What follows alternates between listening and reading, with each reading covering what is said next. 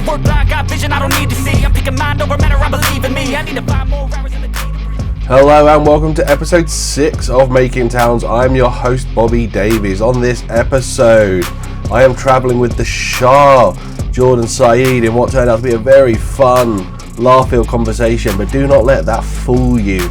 We're not friends. This guy is a wrong'un. But I still chose to speak to him about life on the road and life in the ring. So that's enough from me. Here we go. Let's talk to Jordan Saeed. Jordan Saeed, where are we heading to, bro? We're heading to WrestleFalls live in the Cambridge Story Field Centre. Featuring the stars of WrestleFalls, such as Oliver Peace, Hometown Hero, the Shah of professional wrestling, Jordan Saeed, B. Davis Creative. That is me. Although I'm not on the show as such. I don't think I'm commentating this one anyway. You're going to find out. I don't tend to find out till the day before commentating. I didn't know I was wrestling until you just told. Who you got? What's your match? I have Danny Izzet. Hot Property. Hot Property. Cannot wait. You worked Danny before? Never. Danny's never. Great, man. I've seen him. It's weird. It's like we've been around the same shows. We've been around the same people. We know the same people, but we've rarely crossed paths. It's just like, I don't know why. And I've seen a lot of his stuff, and he's really good. So it should be a fun match. I'm looking forward to it myself. Should be fun, yeah. You're out first as well, right? So straight on the WKDs after. Oh my god, no! I'm recovering from last weekend. I'm going to pass my prime now. You are. You're closer to 30 than you are 20, bro. Don't remind me. Don't remind me. The big 3-0. There's someone firmly the other side of 30, man. You got it all to come. Oh god, in a good way, or bad way. Oh no, man. Everything's worse. Everything hurts. And I don't even wrestle. I can't imagine how you're going to feel. Oh my god, I'm already hurting. Emotionally, physically, mentally. So the premise of this little chat is, I do a lot of driving now. I do a lot of work for WrestleForce, but FPW, done some work for Rumble, and obviously Purpose. I drive a lot, brother, and I've also got loads of wrestlers in the car all the time, and we always chat. And I thought, fuck it, let's just record it and then send it to you, because we just talk about wrestling and things around wrestling. Why not? It's super interesting. Like, you guys travel a lot. Like, you don't drive, do you? I can. You don't have a car. Yeah. You have a license, though. Something like that. No comment. No comment. Jesus Christ. No comment.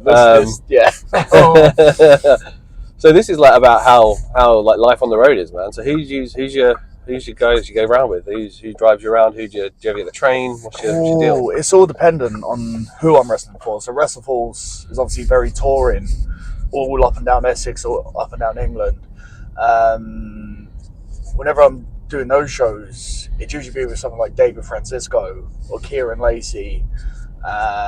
There's obviously the abroad stuff that you do, which is just on your own type thing. You know, you're on a train, on a plane, or on a coach. In my case, sometimes you're getting a coach to another country, so it's all different. All different. But you got to do it. You got to have a certain amount of love, because it messes you up. People don't realise how messed up a consistent wrestler.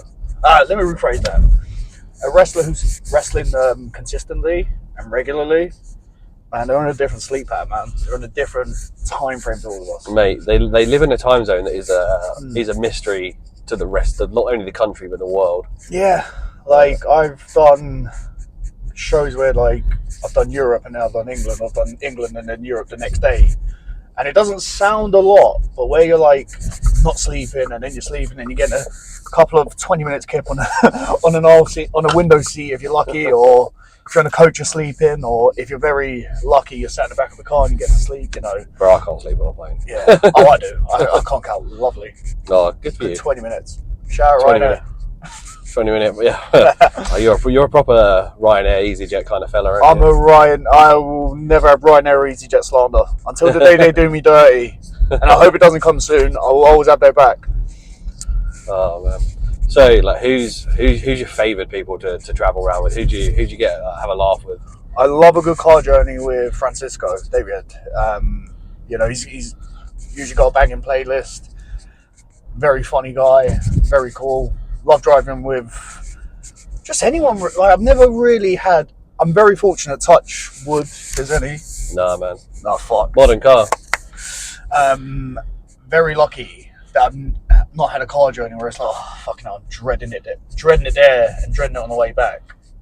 because I always find something to talk about with people. Yeah. I mean, even if someone's really shy, you can always find something to talk about. And there's also, you get to see like the most quietest people, if they're driving, have like mad amounts of road rage, so you get to see a different side to them. Who's a shit driver? Ooh. I've had a couple of people's names dropped on this show about who was a bad driver, and I think you've been in a car with a couple of them. So see if you agree. Who's almost crashed? Oh, was I in a car with Smashing Mike a while back, and he did something. What, I can't remember if it was him, but it just sounds like it was him. I can't remember. It's either Smashing Mike or someone else. One of my favourite shows I've ever been at, and I was working, was the WrestleForce Dagenham about a year ago. And Smashing Mike, for any of those who don't know, a wrestler who claims that he cannot be blown up. And if you don't know what blown up is, it means, go on, Jordan, explain being blown up. It means being tired, being gaslit, running for the boss like me, and you just get... And Smashing Mike claimed that he could not be blew up in a professional wrestling ring. And what did you do? I blew him up. I felt so sorry for him, and also it was very funny. Yeah, I just tested his limit. There's the bar. He went just there. Oh, poor Mike. I love Mike. Love him. Honestly, one of the genuine ones as well, man. Like, it's such a dude.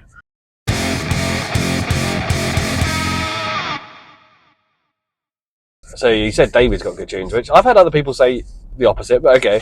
Really? So, yeah. A lot of the time people talk about his taste for like comedy music. What? Yeah. I think because he listens to like indie British 2000s rock, early 2000s. That usually pops up. And I'm like, fucking hell, you've got a really good playlist. Like, it's very surprising. But yeah, just fucking hell, yeah, he's always got a good playlist, that guy. Who else puts the bangers on? Me. You. Go on, what's your tunes? I only go for like house or electronic dance music and stuff like that. Stuff that get me amped up. Anything that's like that I'd listen to before a match, I've listened to in a car. I'd say like but sometimes you just need like... I've been in the car with Kieran Lacey, and he's played like, you know, karaoke tunes almost. Oh yeah. You know, a bit of Sweet Caroline. All the good stuff, all the classics. He's dropped. A little bit of a peek behind the curtain with purpose. We name all the shows off the songs, and I'd say I probably named 2/3 of them. I've just got a much broader depth of knowledge with music than David has. I said to him the other day, can we call one Do You Really Like It? He had no idea what I was talking about. Awful Dodge? No. DJ Piper. Yeah, of course, yeah.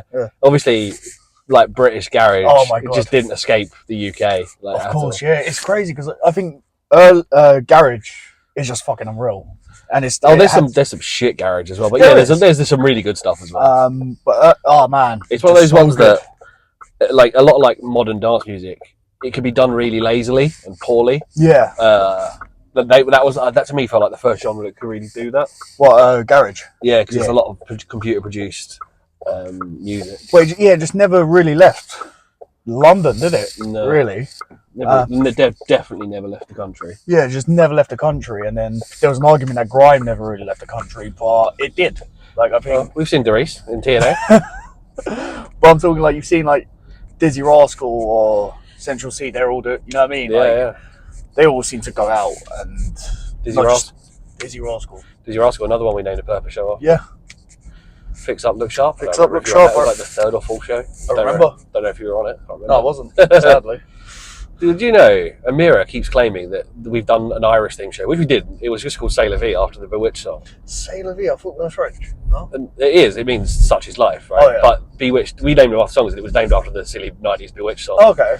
And Amira claims that we didn't put her on it, even though it was an Irish show, which it wasn't an Irish show. It was just called C'est La Vie. Yeah. She was on it. She tagged. Did she work? David and Sapphire tagging with Ian Skinner.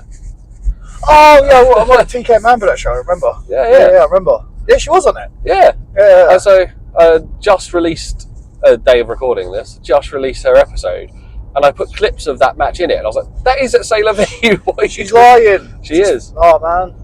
Calling you out, Amira.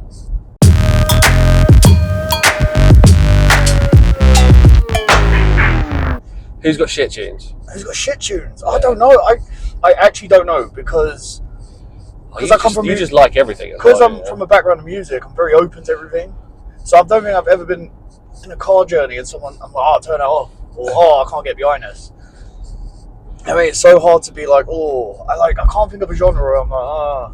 I've drove with like Candy Gray, for example, and he's emo, mate. Emo metal, Yes. and I'm like, yeah, we started banging to this shit. Is it You and Me at 6? I don't know. They're pretty emo, yeah. Or Electric Callboy, is that another one he would play? I'd assume so, yeah. I've never actually shared a car journey with Callie, so I don't know. And we're just headbanging to these songs, and you'd think he's the opposite of me in every sense, and we're like, oh, we're cool. You used to play like a bit of bass in a metal band, though, didn't you? Like a long time ago. Currently I'm like opposite him, and that probably let it slip how much me and you know each other. Known you for like, yeah. Slam dunk. Yes. Are you doing this shit? I am planning on doing this shit. I haven't got a ticket yet, but the lineup looks awesome. It also depends on childcare. I haven't. Yeah. I'm considering it. So we met up at Slam Dunk before, didn't we? Yeah. And we bumped into, who was the other wrestler we bumped into? I can't remember now. You spotted them. I didn't. Who was it? I know who you're talking about. This is a girl. Was that a girl? Oh, Rio O'Reilly. Yeah. Yes, we bumped into Rio O'Reilly, didn't we? Yeah, and I was with my mate. I remember I got a free ticket that show because his missus couldn't make it. And I didn't know. Obviously, I'm just open, so I just went there. It was really cool. Got to see Sum 41. Yeah, broken up now. Sick. Done. Fuck. Sum 41 are done. But I remember from that, I went straight on a plane to Rome and then wrestled. And when I just wrestled and then done the lad's holiday. What a week. I listen to your stories, brother, and I just like, fuck me. You make me feel tired just by telling me the story. I feel tired. Oh. So when you're on the road, you say you're stopping at services, or maybe you're passing through a town, you pull over, whatever. Or even when you get to a show, what's your munch option? What you eat? So I try to not eat before shows because I get super like. I never get nervous before I wrestle, ever. But then for some reason when I eat, I get nervous. I don't know what it is. It's just the way things work. So I might have a coffee. Well, no, I will definitely have a few espressos. And by a few, I mean like 4 or 5. Yeah, you're a fucking madman. Your heart's not going to take that forever, bro. And then like maybe if like the show's in the evening, in the morning, I'll have like a shake, a protein shake. That's it. Because when I wrestle on a full stomach or even a half full stomach, I'm fucked. Right, so let's change the question then. After the show, you're travelling home. What are you getting? What are you? Oh, you know, you gotta. Again, it's all dependent on what's on offer. But if it's the unfortunate thing is, Greg's is a go-to for me. Oh yeah, I love Greg's. But who doesn't? It's closed. It closes at like 7 or 8, most of them 9.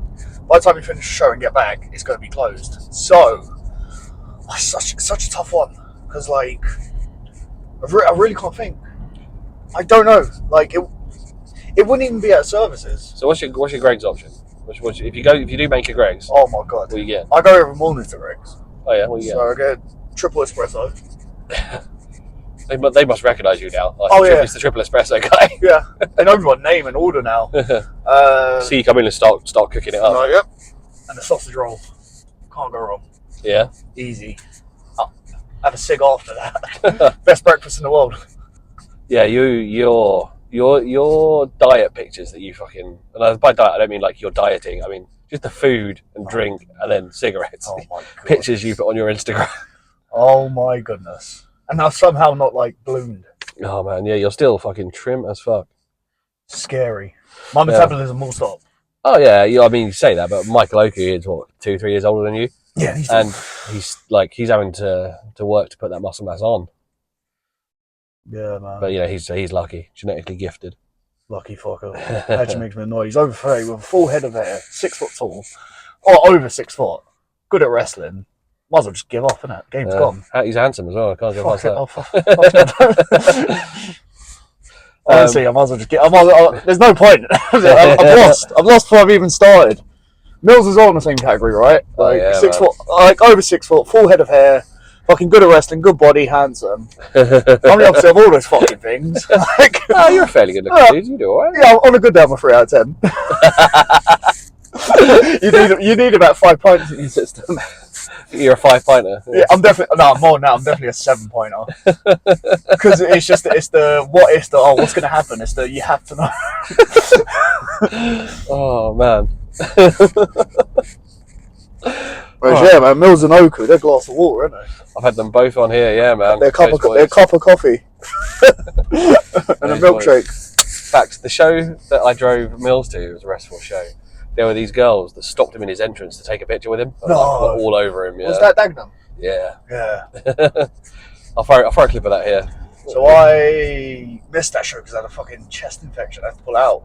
I remember you were supposed to be on there. Yeah. Horrible, man. Like I remember, I wrestled 2 days before, and then I regretted it. So I pulled out Saturday, and then I woke up Sunday, and I thought, you know what, I might be able to do this. Wrestled that day. Nah. No, not Out a good of it. Absolutely dumb decision. You were missed. It was a good show. Yeah, man. My favourite venue. Ollie Peace and Charles Samuels, mate. Banger of a match. Can you imagine? Mills and Isaac Blair. Banger of a match. Dagenham is like the 229 electric ballroom to me. It's like your call. It's the rest. Oh no, that's Rayleigh. Oh yeah. Yeah, you've done Rayleigh, haven't you? Yeah. Yeah, Rayleigh's amazing. Rayleigh, WrestleForce Rayleigh coming up as well. I mean, this will come out after it's done, but next WrestleForce Rayleigh, if you're near Rayleigh, go to WrestleForce Rayleigh. When is it? April 18th. Oh, cool.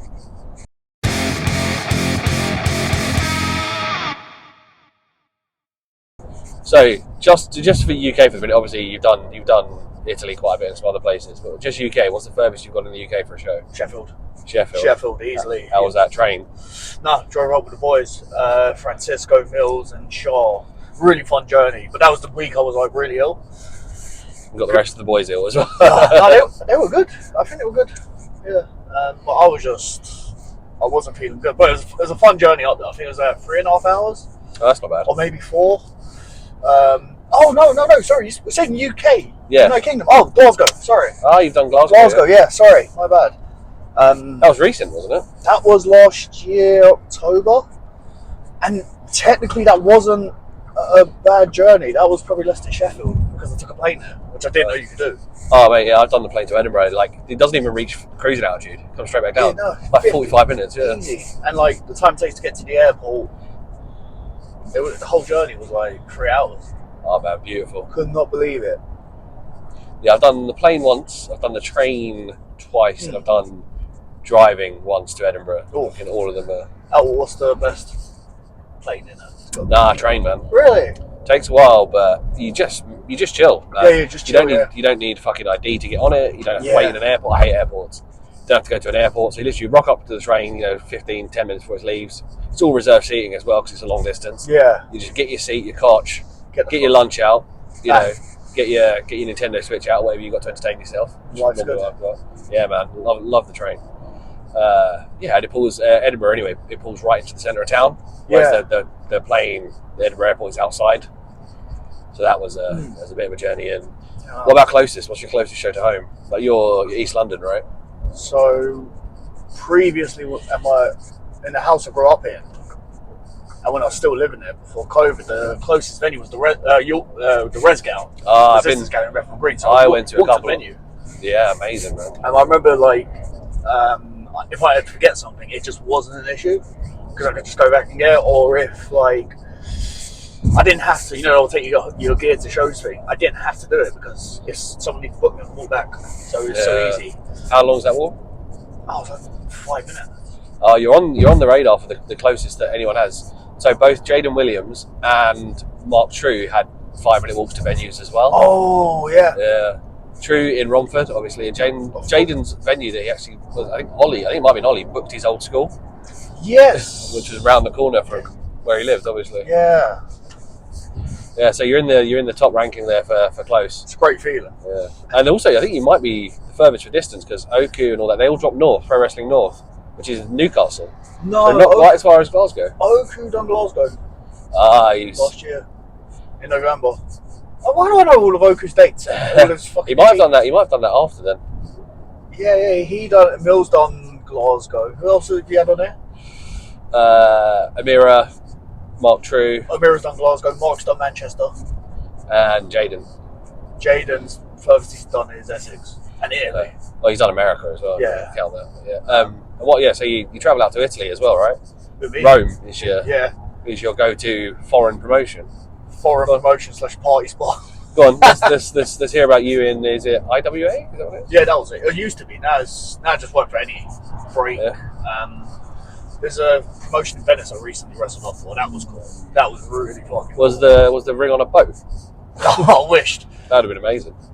I wished it was like just off the island, so it was like very easy to get to. I remember just wrestled, went back, showered, went explored Venice. I was like, oh my god, the places wrestling takes you, then nothing else would. You know? Yeah, man. So how did that come around? I think because I've wrestled in Italy so regularly, I've networked with people and just had a chat with them. And How did the initial trip to Italy come around though for wrestling? oh, that was just like Reese Alexios wants to fuck around, wants to go Rome. And I was like, should we do the show? So that's just the promoter. Ollie Peace was on that show as well, and someone else. Karim Brigante was on that show. So it was a proper Wrestle Force away day. Oh, nice. Me, Ollie, and Reese went there. Well, me and Reese went. Karim, the signing from the Italian team over to WrestleForce. Oh man. Yeah, so that's how that came about. So we flew ourselves out. We stayed in a nice place actually. They put us up for. But yeah, it was just like tick one off the bucket list, do European promotion, and then also just explore the country. So have you wrestled in any other countries? Italy, Scotland, which I count. Scotland's another country. Yeah, Of course you can. Wales. Where did you wrestle in Wales? Oh, what's it called? I can't Is pronounce that it. Billy Hayes' one? Or... No, Nadia Sapphire's promotion. I can't remember what it's called. It was a town. And I genuinely can't remember it. It was... It's not the clandestine or the place. something like that. the one that's like the world's longest place name. Sounds familiar. Done Spain as well, which was cool. Denmark and France. So what's travelling internationally like? You said you've done coach and plane, and you said you're on your own most of the time with those. Yeah, 100%. Very rarely do I get to travel with someone to do a European booking.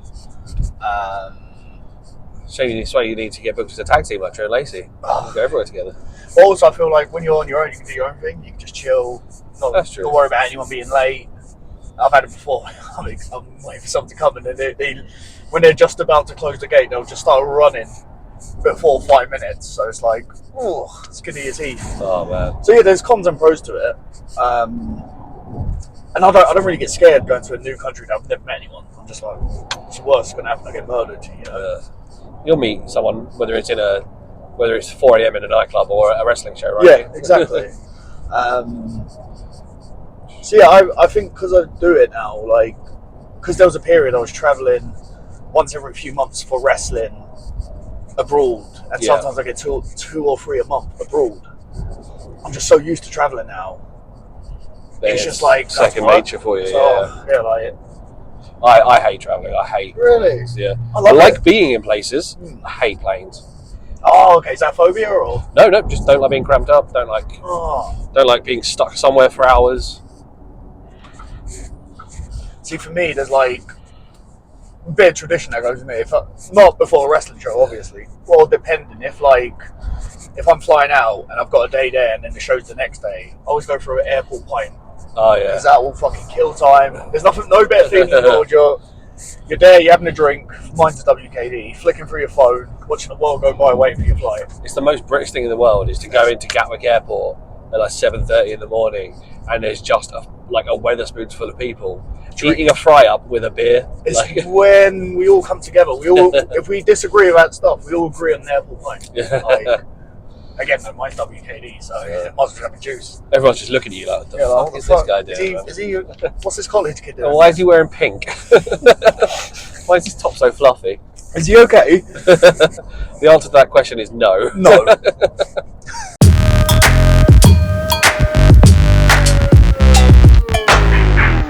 When did you start? When did you start in the wrestling? When did you start training? What was your pre-COVID? Right? I definitely saw you wrestling. Yeah, I first wrestled in 2018. But funny enough, I made a post on Instagram today. It's been like 8 years today since I left the police to pursue wrestling. I started my training in 2017, and I've done like run-ins and stuff like that, and promos. But actual wrestling was 2018. So yeah, 7 years now I've been in the business. Where did you start out? You was Dropkicks wrestling up in Purfleet.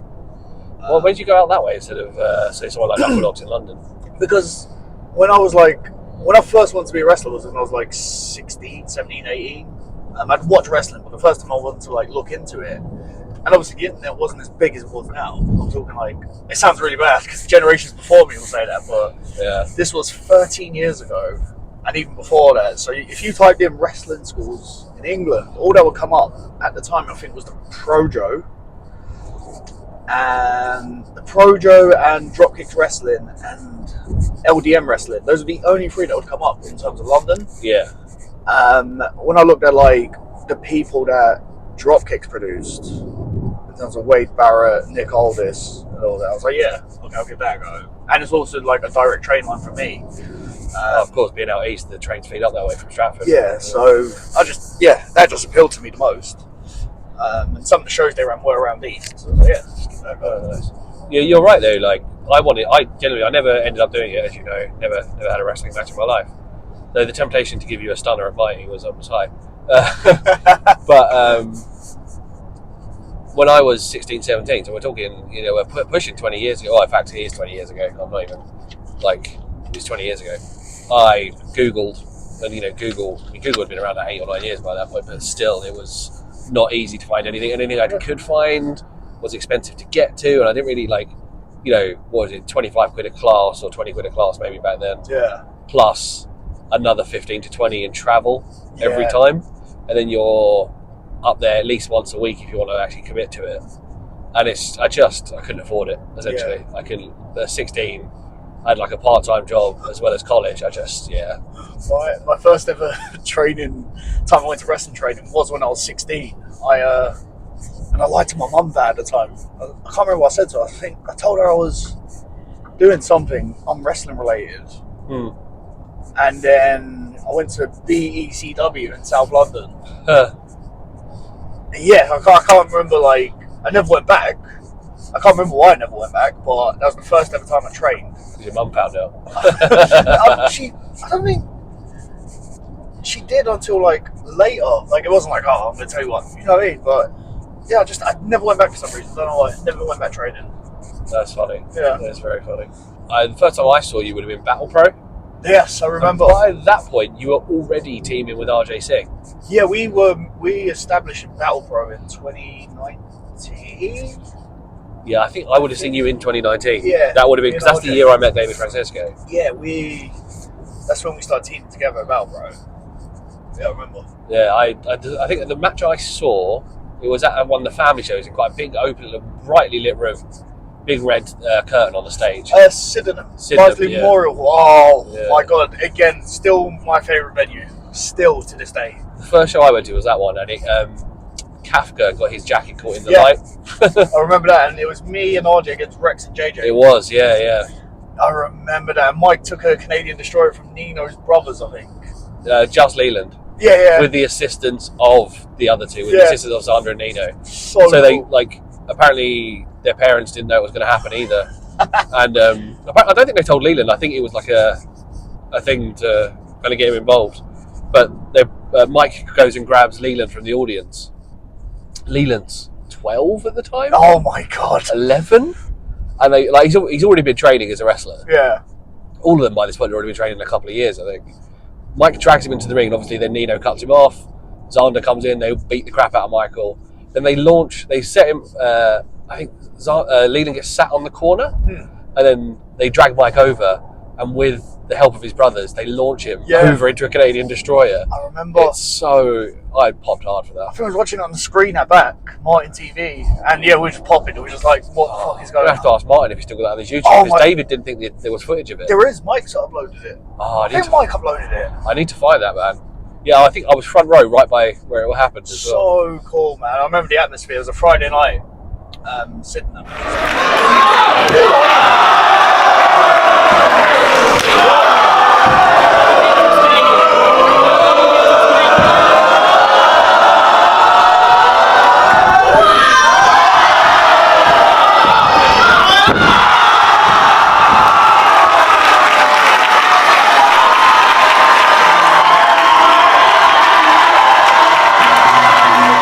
the day that David, I think, teamed with Chris Brooks. Fucking hell, yeah, what Yeah, time, mate? yeah, Oh yeah. my god. And What a sentence.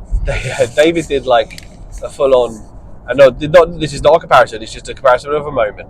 David did the full-on Vince McMahon appearing from behind the ring after he got taken down in the tag match. Wait, what did he? So he like comes up and he's just staring over the Oh, ring. yeah. Oh, mate, it was a moment. Man. Fuck. I'm trying to think who else was on that card. Who else? Obviously Kafka, I can't remember who he wrestled.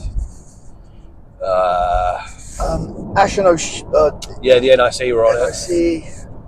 I think Nino and Mike. Did Mike have a match with Nino? I don't think Mike had a match. Did he just come out Mike and wasn't booked. I did don't he know. just come out to attack Leland? Solomon Lamb was on there, I think. Yes, he was. Yeah, But again, it's so hard to remember who. yeah, that was a long time ago, bro. That was we're talking 5 years ago. No, the very last Battle Pro show was 2020. Oh yeah, so I was at that as well. That was David against Chris Ridgway. for the No, that title. was the Resgal. Yeah, that was the last Resgal. Yeah, that was the very last battle. Very last Battle Pro show, yeah, I remember yeah. that. And I wrestled in a multi-man opener. Me, Roy Johnson, Danny Black, Big Guns Joe, Rocky Mac. Rocky Mac's last match we had. And there was someone else in there. Mark True? Mark True, yes. Because that's the one where he fucking ate the floor. Yeah, just ate shit. He got thrown over the top and out to the outside. And then oh man. The pool was there, but no water in it, man. Yeah. Fucking literally. I still have that footage. My mate, I invited her here to the show, and I think she was just so lucky to have recorded it, and she's got the point of view of the fucking camera.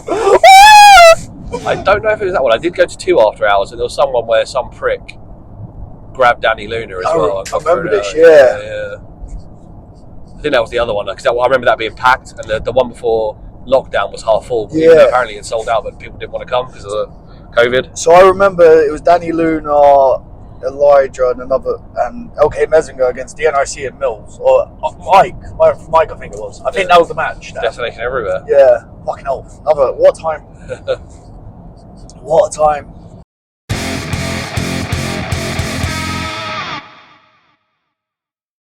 So you got teamed with RJ Singh. That wasn't your idea. You got put together, right? Yeah, we got put together, I think, because I was very new.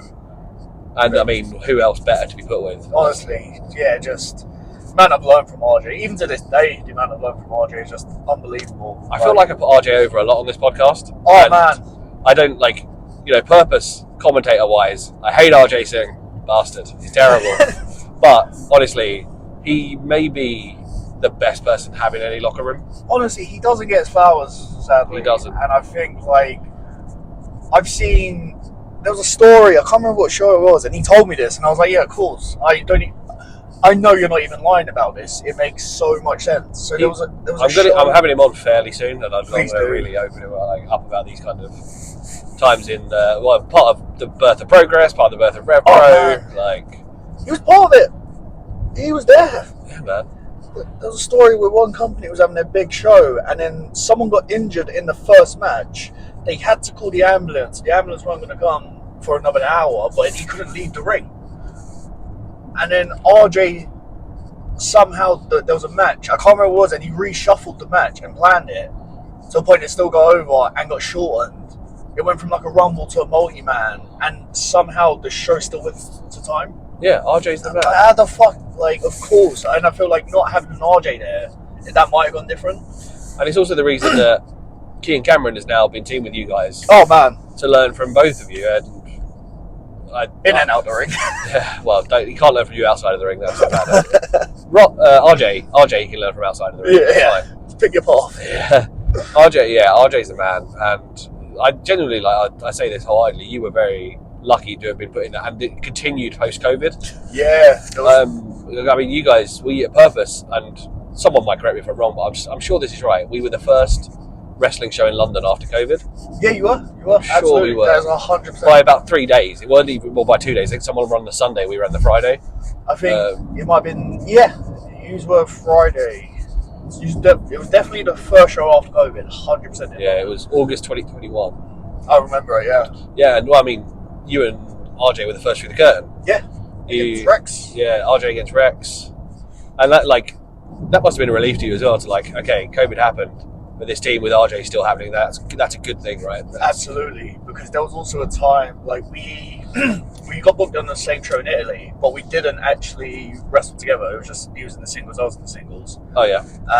So we were still in touch, we were still talking, still in contact. But there was also, we actually couldn't tag anymore. What's going on now? So I'm very thankful. Like we've been able to team at purpose, which has let us team at other places, and yeah, just keep it going, man. Keep it going, and most importantly, have fun. Where did the name EC Sovereigns come from? RJ, but I ain't got a clue why, man. Yeah. I was happy with singing Saeed. I swear I heard it on something else as well.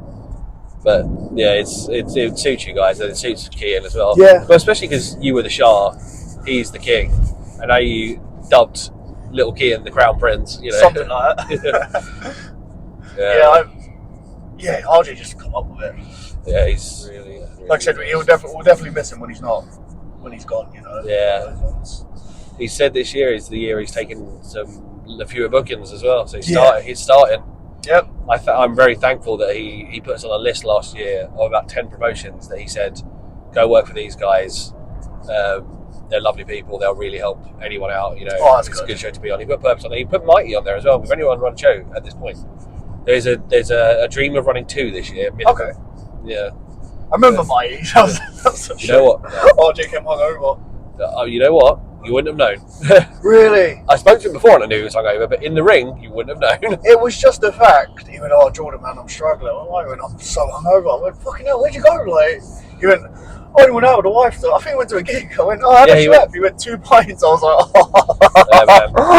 Oh no!" With an old boy, isn't you? Oh my god, it was beautiful. It was amazing. I think you betted on TK Mamba as well. So, boys, we need to. You know what, man? Your match was good. It was fun. It was good. You didn't miss a beat.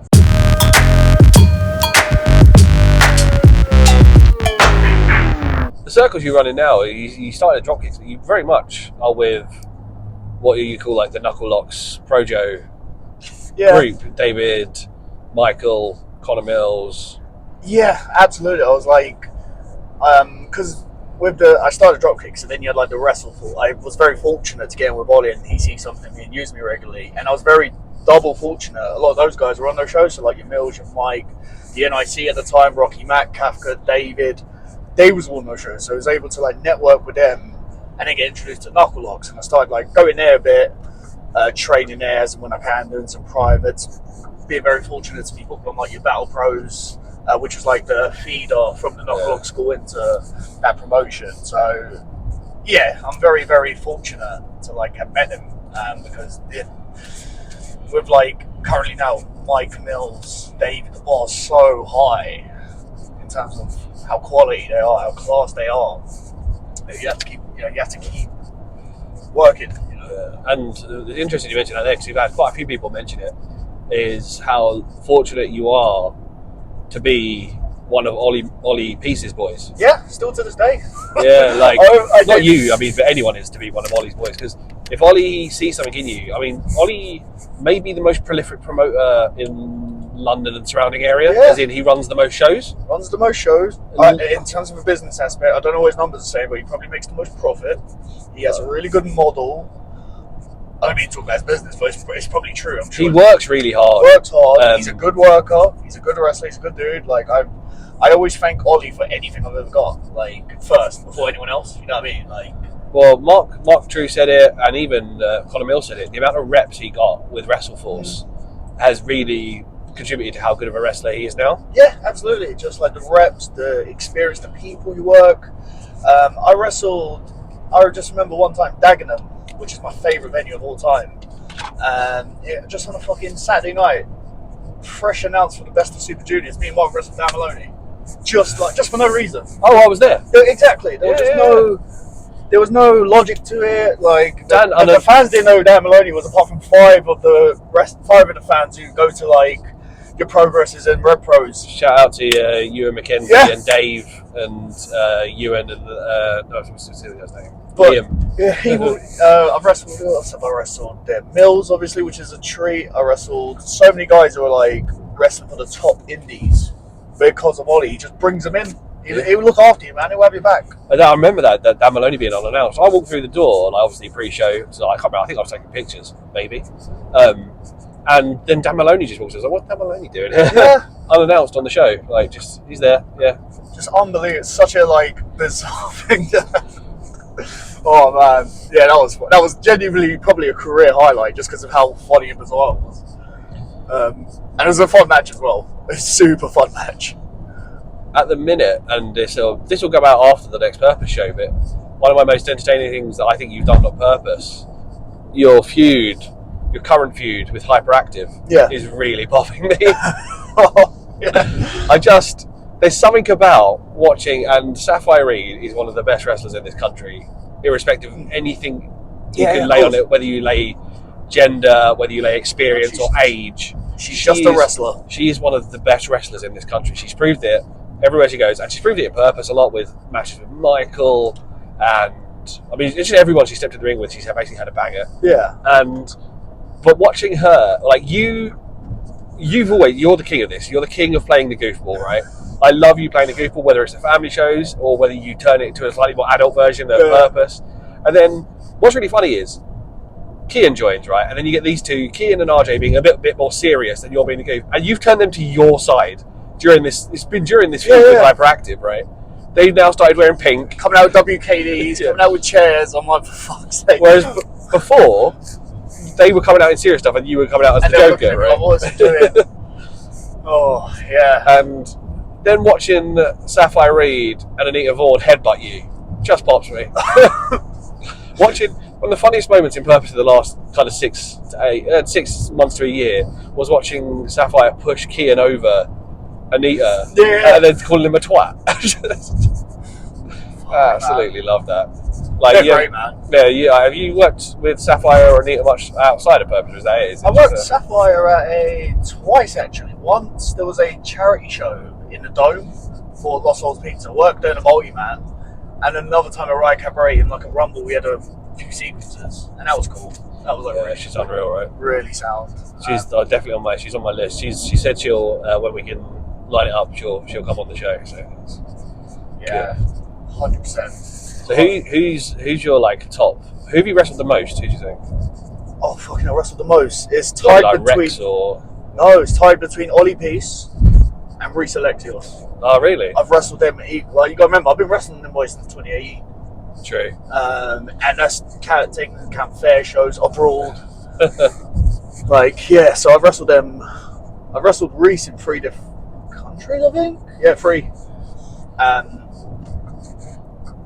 Yeah, and Ollie just so I don't know the specific number, but they're definitely up there. Ollie, everyone I've spoken to about working Ollie says Ollie Peace might be the easiest person to work. Oh my god, night off. Seriously, you might as well just like put your feet up, make a cup of tea, and just chill. Like it's so easy to work in.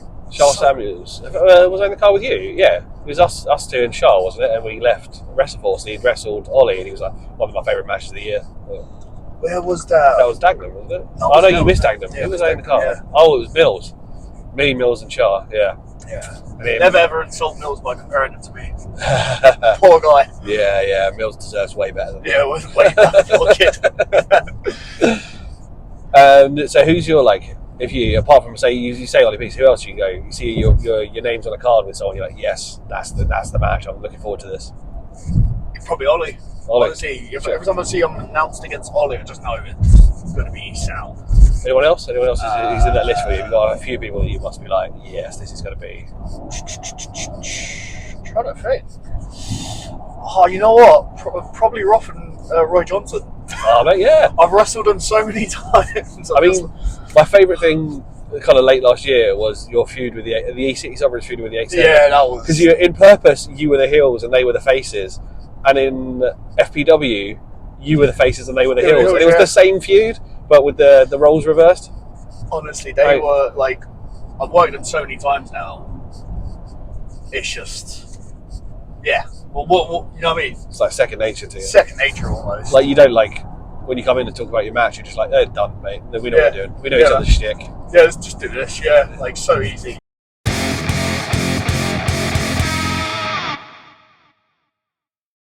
Right, we are nearly. What's the name of the venue? You know the name of the venue. By heart. Stories Field Centre. I think that's what it's called. I hope that's what it's called. Well, we're nearly there. So, you wanna? I don't know. You did warn me that your socials are a bit spicy, and I have seen some of them. So, if you want to plug your socials, No. want to plug anything you're doing in the next few months? No. On Instagram at Jordan Saeed _ on Twitter /X _ Jordan Saeed. I'm not even lying. Yeah, that's it. That's all the socials I got. If you want WhatsApp, DM me.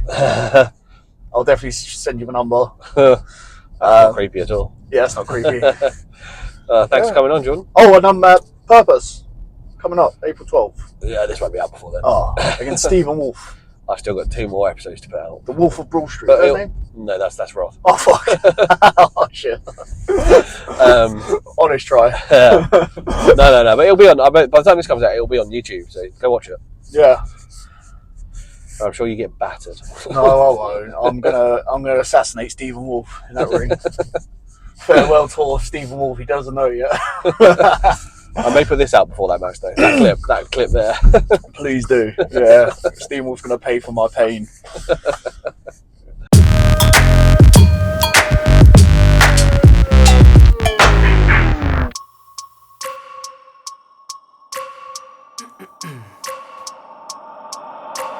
I wake up every minute with the fever dreams. I push my mind to a limit where it needs to be. I work like I got vision I don't need to see. As Jordan said, you can find him on Instagram at Jordan Saeed _ and if you want to find him on X, it is at _ Jordan Saeed. If you want to follow Making Towns, we are at Making Towns Pod on Instagram and at makingtownspod.bsky.social on Blue Sky. I also co-run Purpose Wrestling. We run every month in Wimbledon in London. You can follow Purpose at Purpose Wrestling on Instagram, at WrestlePurpose on X, and at purposewrestling.bsky.social on Blue Sky. I also have another podcast called Cult Classic Society, all about pop culture, and even a side series about Doctor Who where me and my buddy Tim go over every episode of Doctor Who. You can find the socials for that at CC Society Pod on Instagram and at ccsocietypod.bsky.social on Blue Sky. And if you want to follow me, I am at bdavies _ creative on Instagram and at bdavies -creative on Blue Sky. Thank you for listening or watching this episode of Making Towns. On the next episode, I was supposed to be joined by David Francisco, but unfortunately he stole the Purpose Wrestling title and I no longer want to talk to him. Instead, joining me next time is some people I mentioned in this episode. Hyperactive Sapphire Reed and Nita Vaughn. New tag team on the scene but taking it by storm. We'll be here to talk about life in the ring and life on the road. Thank you for watching and listening to Making Towns. I'll see you next time. If I could just believe that, I know I could turn all of my thoughts into a real threat. 'Cause I'm my own worst enemy, only if I let it be. I can control anything if I can just think carefully. I control my destiny. Deep up in my mind I manifest it. Every morning I wake up obsessed and